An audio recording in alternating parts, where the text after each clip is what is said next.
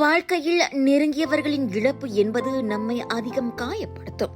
குறிப்பாக அன்பு கொடுத்து அரவணைத்து எதிர்காலத்திற்கு நம்மை வழிகாட்டும் பெற்றோர்களை பறிகொடுப்பது அது நம் வாழ்க்கையையே முடக்கி போட்டுவிடும். அப்படி 5வது வயதில் விபத்து ஒன்றில் தந்தையையும் 8வது வயதில் நுரையீரல் புற்றுநோயால் தாயாரையும் இழந்த ஒரு இரட்டையர்களின் வாழ்க்கையும் கடுமையாக பாதிக்கப்பட்டது. எனினும் தான் ஆடாவிட்டாலும் தன் சதை ஆடும் என்பதற்கேற்ப தனது மகன் இல்லாவிட்டாலும் தனது பேர பிள்ளைகளை பார்த்து கொள்ள வேண்டும் என்ற கடப்பாட்டுடன் தாத்தா பாட்டியால் வளர்க்கப்பட்ட இரட்டை சகோதரிகள்தான் யமுனா மற்றும் யசோதா. பெற்றோர்களின் இழப்புக்கு பின் அக்கா அண்ணன் என உடன் பிறந்த இருவருடன் இரட்டையர்களான தங்களையும் பார்த்து கொண்ட அன்பான தாத்தாவும் கடந்த 2010ஆம் ஆண்டு விபத்து ஒன்றில் பறிகொடுத்தது மீள முடியாத சோகம். இப்படி அடுத்தடுத்த இறப்புகள் குடும்பத்தையே புரட்டி போட்ட நிலையை கடந்து பாட்டியின் உறுதுணையுடன் 23 வயதான யமுனா மற்றும் யசோதா பல சோதனைகளை தாண்டி கடந்த நவம்பர் 20ஆம் தேதி வெற்றிகரமாக தங்களது கணக்கியல் துறையில் இளநிலையில் பட்டத்தை பெற்றனர். அம்மாவும் அப்பாவும் நாங்க சின்ன வயசா இருக்கும் போதே இறந்துட்டாங்க. தென் தாத்தா 9 years old அப்போ இருக்கும் போதே இறந்துட்டாங்க. சோ அந்த ஆக்சிடென்ட் அப்போ நானும் பாட்டி யசோதா அந்த காலையில தான் இருந்தோம். சோ தாத்தா மட்டும் அந்த ஆக்சிடென்ட்ல தவறிட்டாங்க. அந்த ஒரு கஷ்டம் கண்டினியூஸா இயர் பை இயர் இவங்களை இழந்தது ஒரு மாதிரி ட்ராமாவாயிடுச்சு. அதுல இருந்து வெளியே வர்றதுக்கே எங்களுக்கு எத்தனையோ இயர்ஸ் ஆச்சு. இப்போ சும்மா நம்ம ஸ்கூலுக்கு போறப்ப பேரண்ட்ஸ் அவங்க கூட வராங்க. அவங்க எங்க ஃப்ரெண்ட்ஸ்ல அவங்க அம்மா அப்பா கூட சந்தோஷமா ஓடி ஆடி பேசிட்டு கட்டி பிடிச்சிட்டு அப்படி இருக்கும்போது நம்மளுக்கும் அந்த ஒரு ஃபீல் இருக்கும்ல, நம்மளுக்கும் ஏன் நம்மளுக்கு இவ்வளவு சீக்கிரமா விட்டுட்டு போயிட்டாங்க. சோ அது கண்டிப்பா டே டு டே கண்டிப்பா இருந்துகிட்டே இருந்த ஒரு ஃபீலிங். ஃபர்ஸ்ட் ஆஃப் ஆல் எங்களுக்கு ஒரே ஒரு விஷயம் தான் தோணுச்சு, அவங்க பண்ண சாக்ரிஃபைஸ்க்கு நாங்க அதுக்கு மாறா ஏதாவது ஒண்ணு செஞ்சு ஆகணும். சோ அதுதான் நாங்க போன பாது படிப்பு. என்னன்னா எங்களுக்கு பைனான்சியலா சில ப்ராப்ளம்ஸ் எல்லாம் இருந்தாலும் so we choose the government பாத்லா. சோ கவர்மெண்ட் மூலியமா போனது மட்டும்தான் பாட்டிக்கும் தாத்தாக்கும் எங்க ஃபேமிலிக்கும் பைனான்சியல் பர்டன் இருக்காது. சோ தட்ஸ் வை நாங்க ஃபுல்லா எல்லாமே கவர்மெண்ட். எஸ்பிஎம் முடிச்ச பிறகும் மெட்ரிக் கிடைச்சே ஆகணும் அப்படின்ற ஒரு இதுல கட்டாயத்துல நாங்க எஸ்பிஎம்மும் நல்லா ஸ்கோர் பண்ணோம்.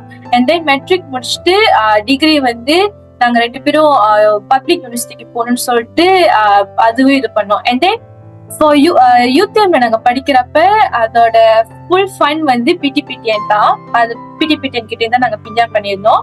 சோ அந்த இது என்னதுன்னா நாங்க திருப்பி பிடிபிடிஎன் கட்டக்கூடாது, அந்த பைனான்சியல் பர்டன் எங்க ஃபேமிலிக்கு கொடுக்க கூடாதுன்றதுக்காக எங்களோட ஃபர்ஸ்ட் எய்ம் என்னவா இருந்துச்சுன்னா we must get dean list.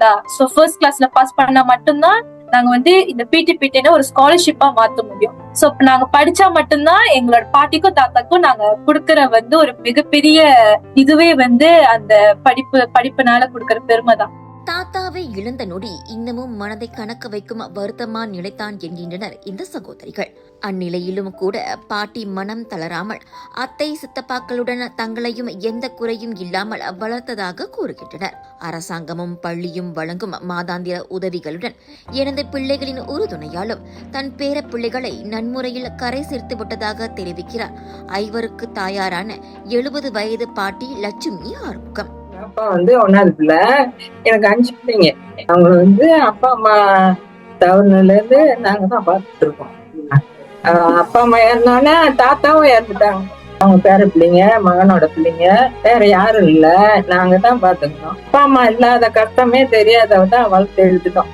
வளர்த்து அவங்களோட பெரிய ஆளா இருக்காங்க. இப்ப எனக்கு பேச வாய் வரல அவங்களோட அப்பா அம்மா இல்லதான் நினைச்சுதாங்க பேச முடியல, பேச வரமாட்டுதான். வளர்த்தது அதான் கஷ்டம் இல்லாத வளர்த்து எடுத்துட்டோம். இப்ப அவங்க இந்த இதுல விடாமுயற்சி, அவங்களோட விடாமுயற்சி, எங்களோட இது அவங்களுக்கு ரொம்ப இதா இருந்துச்சுமா. அந்த மாதிரிதான் வளர்ந்து வந்துட்டாங்க. இப்ப டிகிரி முடிச்சு பட்டதாரியா ஆயிட்டாங்க. அது வரைக்கும் ரொம்ப சந்தோஷம். நாங்கள் மட்டுமல்ல, எங்களுடைய அண்ணனும் முனைவர் பட்டம் வரை படித்து தற்போது ஒற்றுமைத்துறை அமைச்சின் பத்திரிகை செயலாளர் மட்டுமின்றி மாயிகாவின் புத்ரா பிரிவு தலைவராகவும் மிளிர்ந்து வருவதற்கு பாட்டியின் தன்னம்பிக்கையை காரணம் என்கின்றனர் இந்த சகோதரிகள். தனது பாட்டியிடம் இருந்து பல பண்பு நலன்களை கற்றுக்கொண்டதாக யசோதா வணக்கம் மலேசியாவிடம் தெரிவித்தார். ரெஸ்பான்சிபிலிட்டி, பிள்ளைங்களை எப்படி பார்த்துக்கணும், அந்த மாதிரி ஒரு ஒரு இதை எங்க பாட்டி எங்க தாத்தா கிட்ட இருந்து கத்துக்கலாம். ஏன்னா அவங்க அந்த ரெஸ்பான்சிபிலிட்டியை இவ்வளவு தூரம் கொண்டு வந்துட்டதுனாலதான் நாங்க இந்த நிலைமையில இருக்கோம். அண்ட் தென் பாசம்னு சொல்லலாம். ஏன்னா அவங்க எங்களை ஏசுவாங்க, ஆனா ரொம்ப இதெல்லாம் ஏசலாம் மாட்டாங்க. அது ஜஸ்ட் அந்த ஏசுறதுலயே ஒரு பாசம் இருக்குன்னு சொல்லுவாங்கல்ல, அந்த மாதிரி சொல்லலாம். சோ இதெல்லாமே தான் எங்களை இவ்வளவு தூரத்துக்கு கொண்டு வந்திருக்கு. கண்டிப்பா பாட்டி, எங்களோட ஃபேமிலி மெம்பர்ஸ் எல்லாருமே, எங்க அண்ணன், அக்கா, வீட்டுல சித்தப்பா, சித்தி எல்லாருமே.